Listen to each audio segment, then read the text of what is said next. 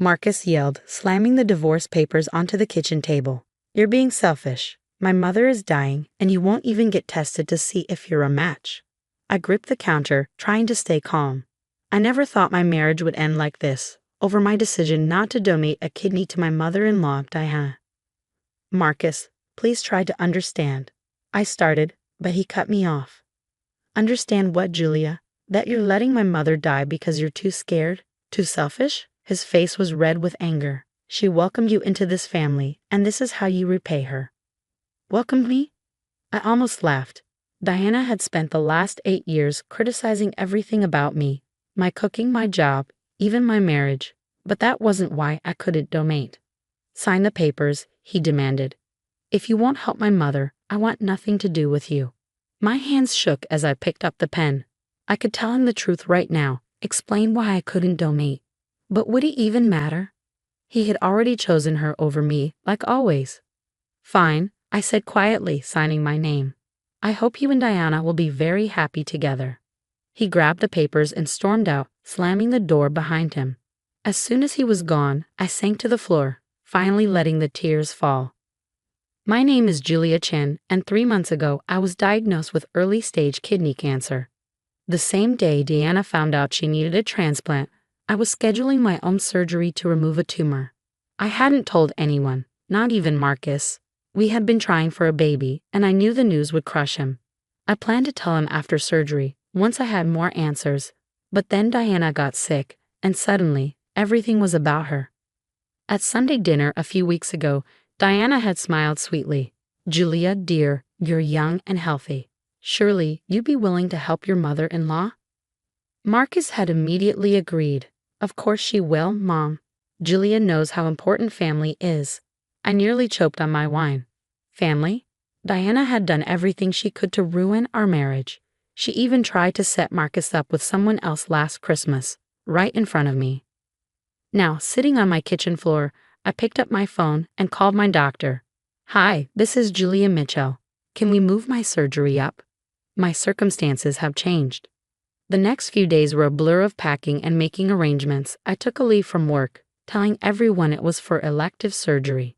Marcus didn't come home. He was probably at his mother's, letting her turn him against me. His sister Emma, the only person in his family who had ever been kind to me, called me in tears. "Julia, please reconsider. Mom is getting worse, and Marcus is falling apart. Just get tested. Maybe you won't even be a match." I gripped the phone. "Emma, I can't. I'm sorry, but there are things you don't know." She hesitated. "What things?" "Julia, whatever Mom has done. It's not about her," I said. I can't. Please trust me." There was a long pause. "You're hiding something," she said softly. "I can hear it in your voice." I ended the call before I broke down. Emma had always defended me, but this was my health, my choice. I didn't owe anyone an explanation. The night before my surgery, Marcus showed up. He looked awful, unshaven, exhausted. "Mom's doctor says she has maybe 6 months without a transplant," he said. "This is her last chance, Julia. How can you be so heartless?" I stood in the doorway, not letting him in. "I'm not heartless, Marcus. I literally can't donate. Can't or won't." He snapped. "Forget it. I just came to get the rest of my things. The divorce will be final in 3 months. As he walked past me, I caught the scent of his mother's perfume on his shirt. Of course, he'd been staying with her, letting her comfort him over his selfish wife. Part of me wanted to tell him everything about the cancer, the surgery, the fear I had been carrying alone. But the words wouldn't come. Let him think I was selfish. Let him leave. At least then, I wouldn't have to watch him put his mother first while I fought my own battle. My surgery was scheduled for tomorrow morning. The doctor was hopeful, but there were no guarantees. I would face this alone, just like I had faced everything else since Diana came into our lives. As Marcus carried boxes to his car, I wondered if he even noticed I was gone. Would he be too busy taking care of his mother to realize his soon-to-be ex-wife had disappeared for weeks of recovery?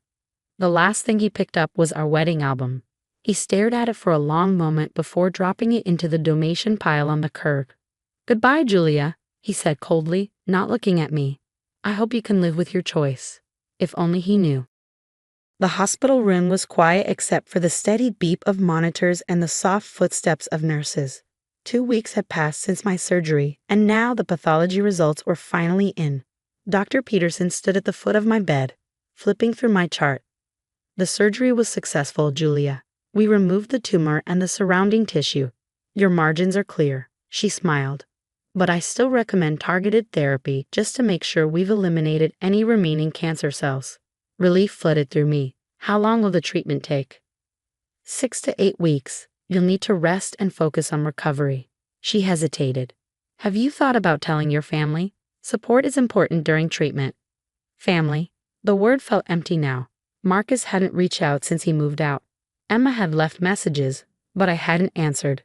How could I explain my absence without telling the full truth? I'll be fine on my own, I said. I've hired a home health nurse to help me recover. Just then, I heard a commotion outside. A familiar voice, Emma's, arguing with a nurse. I know she's here. I saw her name on the surgery schedule. Please, I need to see my sister-in-law. My stomach dropped. Emma worked in the medical field. Of course she might have seen my name. I should have used my maiden name. Before I could react, Emma burst into my room. She froze, taking in the IVs, my pale face, the hospital bed. Julia, her voice shook. Oh my God, what's wrong? Why are you in the oncology ward? Dr. Peterson glanced at me. I nodded, giving her permission to speak. There was no point hiding it anymore. Mrs. Mitchell had a partial nephrectomy, Dr. Peterson explained gently. We removed a tumor from her kidney. Emma's hands flew to her mouth. Kidney cancer? But Mom needs a transplant, and you? Her eyes widened as she put the pieces together. You couldn't donate because you had cancer. Tears welled in my eyes. I found out the same day Deanna announced she needed a kidney. I was going to tell Marcus after my surgery, but everything happened so fast. Emma rushed to my bedside, carefully wrapping her arms around me. Why didn't you tell us? Why did you let Marcus think you were being selfish? I wiped my face with a tissue. Would it have mattered? He already chose Diana over me. If he knew I had cancer, he'd only feel guilty, and Diana would still make it about her. But he's divorcing you over this. He thinks you refused out of spite. Maybe that's easier, I said quietly. I couldn't be the donor he wanted. I couldn't be the perfect daughter-in-law Diana expected.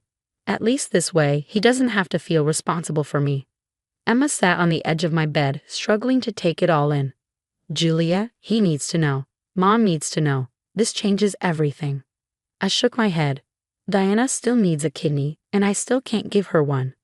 Nothing's changed except now you know why. But. Please, Emma, I interrupted. I'm starting treatment soon. I need to focus on getting better, not dealing with Marcus and Diana. Promise me you won't tell them. She hesitated, torn. Finally, she sighed. Fine. But I'm not leaving you to handle this alone. I'm staying to help whether you like it or not. True to her word, Emma was by my side for the next few weeks. She took time off work, drove me to appointments, made sure I ate properly, and sat with me during treatments. One afternoon, as we lounged in my living room watching movies, my phone buzzed. A message from Marcus. Mom's getting worse. The doctors say she needs the transplant soon. I hope you're happy with your decision. Emma glanced at the screen and snatched the phone from my hands. That's it, I'm telling him. No. I tried to grab it back, but the sudden movement sent pain through my side. I gasped, and Emma's anger softened. Look at you, she said gently. You're recovering from surgery, and he's making you feel guilty for something you physically can't do. This isn't fair, Julia. Life isn't fair, I said, thinking about everything that had led us here. But I made my choice. I need to deal with this on my own terms. Emma huffed. You and Marcus are both impossible. No wonder you got along so well. Despite everything, I laughed. It felt good to laugh, to have someone who understood. Later that night, after Emma left, I stared at the divorce papers on my coffee table. In less than a month, my marriage would be over. Marcus would be free to focus on his mother, never knowing how close he came to having 2 sick women in his life instead of 1. I touched my healing incision, thinking about the road ahead. The cancer might be gone, but recovery would take time. Treatment would be tough. But somehow, I felt stronger than I had in years. I didn't need Marcus's guilt. I didn't need Diana's manipulation. I had Emma, my own resilience, and a future that, while uncertain, was still mine to face. The truth would come out eventually. Secrets like this always did. But when it did, I'd be ready. The truth came out sooner than I expected.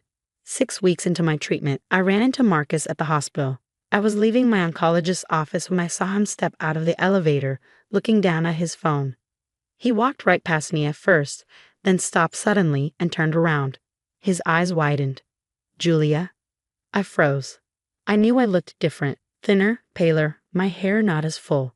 I wore a loose sweater to hide the port in my chest, but there was no hiding the signs of illness.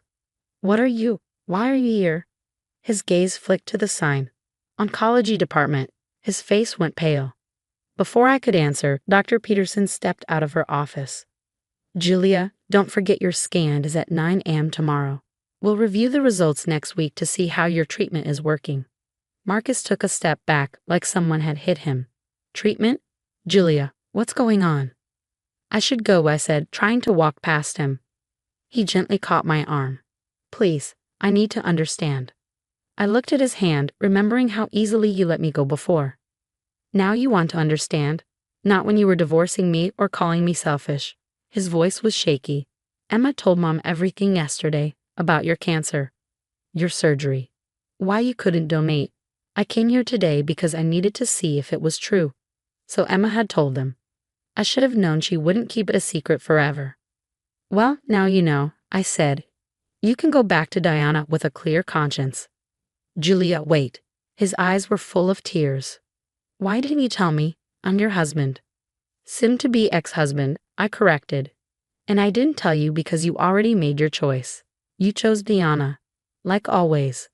He ran a hand through his hair, something he always did when he was overwhelmed. "I didn't know. All this time, I thought you were being selfish, but you were actually fighting cancer alone." "Not alone," I said. "Emma has been helping me." He let out a bitter laugh.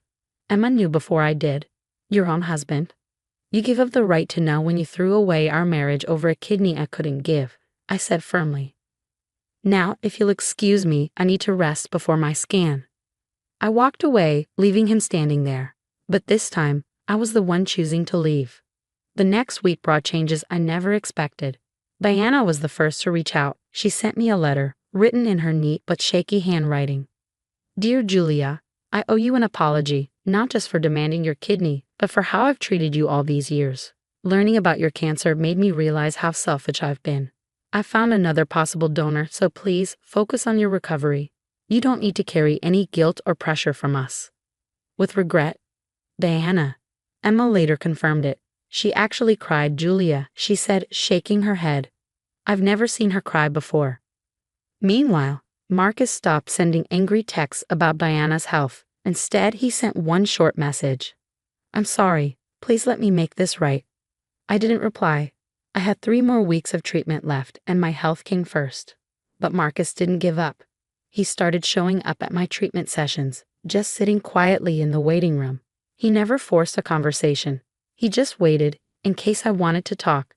After my last treatment, he was there again. This time, I was too exhausted to ignore him. "Why are you here, Marcus?" He met my eyes. "Because this is where I should have been all along." His voice was soft. "I failed you, Julia. I failed our marriage. I was so focused on Mom that I didn't see you needed me too." I sighed and sat down beside him. "It's not just about the cancer. It's about how you've always put Diana first. How I always felt like I had to handle everything alone." He nodded, his eyes full of regret. "I know. Mom and I had a long talk after Emma told us everything. She admitted how she treated you, how she manipulated me. She's even getting counseling. Not that it excuses what I did. No, it doesn't." "I'm not asking for forgiveness," he said quietly. "I just want to be here for you now, in whatever way you'll let me. Even if it's just as a friend." I looked at him properly for the first time in months. He seemed different, quieter, more present than he had been in years. "I have a scan next week," I said finally. "They'll tell me if the treatment worked." He waited, saying nothing. "You can come if you want," I said, "but just to the waiting room." His smile was small but sincere. "Thank you. That's more than I deserve." As I left the hospital that day, I felt lighter. Not because I'd forgiven Marcus. That would take time. Maybe it would never happen. but I had finally put myself first. The future was still uncertain. My marriage might be over, or it might heal. Diana might change, or she might not. The cancer might be gone, or it might return. But one thing was different now. I knew my worth. I wouldn't settle for less. Not from Marcus, not from Diana, not from anyone.